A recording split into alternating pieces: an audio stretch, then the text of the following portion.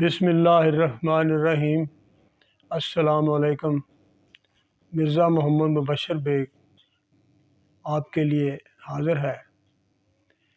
میں آپ تمام سامعین و ناظرین کا بہت شکر گزار ہوں کہ آپ میری سابقہ تمام ویڈیوز دیکھ رہے ہیں، اسے لائک اور شیئر کر رہے ہیں۔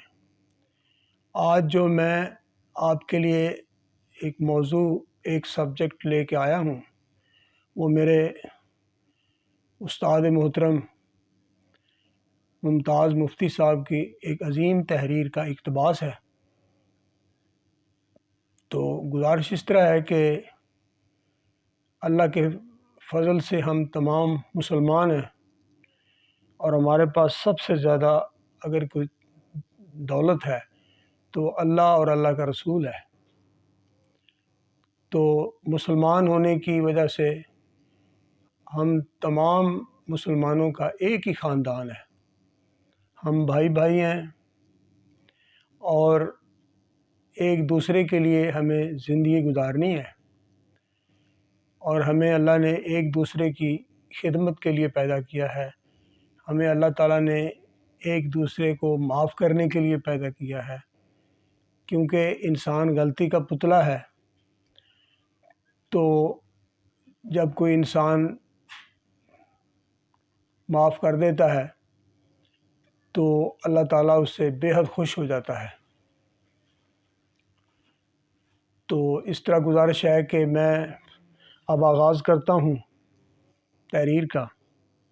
اس تحریر کا عنوان ہے یہ دنیا اور وہ دنیا۔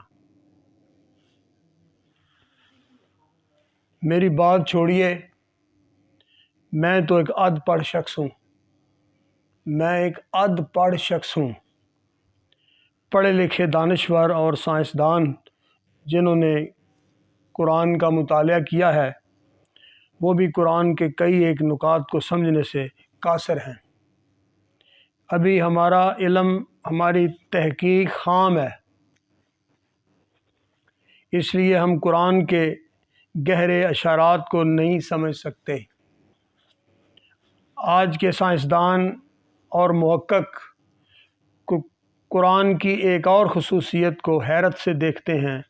ان کا کہنا ہے کہ عام طور پر مذہبی کتابیں اس دنیا اور زندگی کو اہمیت نہیں دیتی، کہتی ہیں اس دنیا سے منہ موڑ لو، یہ دنیا ایک بصری دھوکہ ہے، الوژن ہے، دیکھنا چاہتے ہو تو آنکھیں موند لو، یہ دنیا فانی ہے، اسے حقیقت نہ سمجھو۔ اس کے برعکس قرآن میں دنیا اور زندگی کو بہت اہمیت دی گئی ہے۔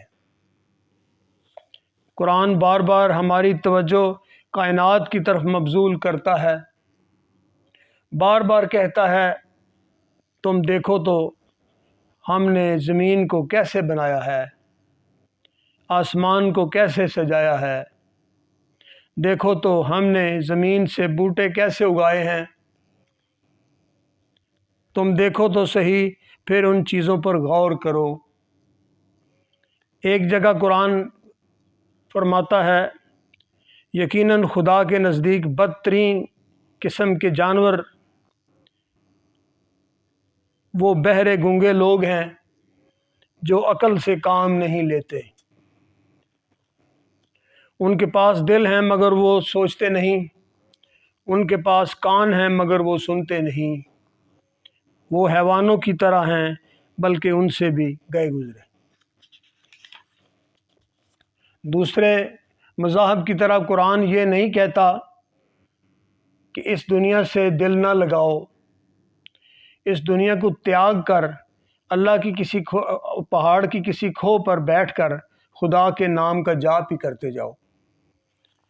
قرآن دنیا سے علیحدگی کا سبق نہیں دیتا، الٹا اس دنیا اور زندگی کی اہمیت کا احساس دلاتا ہے کہ یہی وہ بوٹا ہے اور یہی وہ بوٹا ہے جس پر آخرت میں بہشت یا دوزخ کا پھل لگے گا۔ دانشور اور سائنسدان کہتے ہیں کہ قرآن ہمیں تعلیم دیتا ہے کہ دین اور دنیا میں ہم آہنگی پیدا کرو، توازن پیدا کرو، لوگوں سے اچھے تعلقات پیدا کرو، اللہ سے بھی اچھے تعلقات قائم کر لو، سکھی رہو، سکھی رکھو، دوسروں کو اذیت دو نہ خود کو اذیت دو۔ اسلام دین اور دنیا میں توازن پیدا کرتا ہے۔ تو گزارش یہ ہے، یہ تحریر آپ تمام کے لیے ایک ریفریشر کورس کا کام کرے گی۔ کوئی چیز بھی نئی نہیں ہوتی، وہ بار بار انسان سنتا رہتا ہے، لیکن کبھی کبھی بعض باتیں یکدم سامنے آتی ہیں تو وہ بہت سی چیزوں کو یاد دلا دیتی ہیں۔ تو ہمارے لیے خوش نصیبی ہے کہ ہم تمام آپس میں اللہ کے حکم سے بہن بھائی ہیں، اور ہمیں اللہ نے بہت محبت سے اپنی طرف رستہ دکھایا ہے۔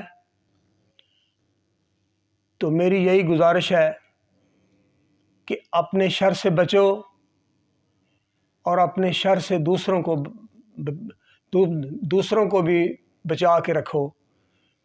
اگر کوئی قصور کرتا ہے تو اس کو معاف کر دو، خدا کے لیے اسے معاف کرو تاکہ وہ ہم کو بھی معاف کر دے۔ تو بہت شکریہ آپ کی سماعت کا۔ تو السلام علیکم۔